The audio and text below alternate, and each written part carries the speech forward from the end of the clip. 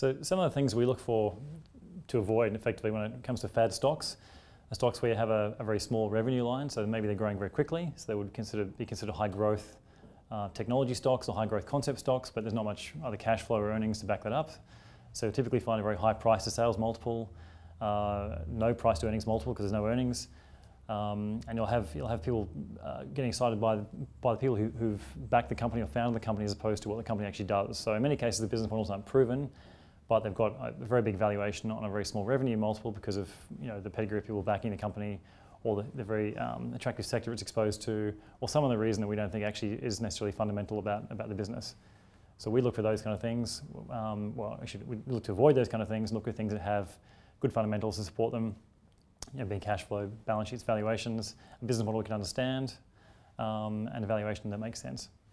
So when there's been a correction in a stock or the marketplace, the team goes back to fundamentals again. So we sit around, we do the work on the company, we model the company up, we talk to the company, we try to move ourselves from the hysteria or the emotion surrounding the business or the sector, and ask ourselves a question: what is this business doing long term? What is this business fundamentally worth?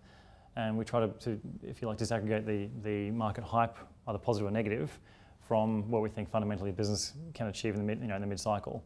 And so we spend a lot of our time debating mid-cycle multiples, mid-cycle cash flows, long-term, short-term risks, and form a view on whether they're overly discounted in the share price. And if our view is that they are, we will walk in and buy the shares.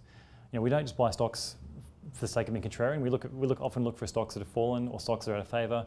But just because they've fallen out of favour doesn't mean necessarily we're going to buy the stock. We actually go through very carefully and do the work on many stocks that have fallen out of favour.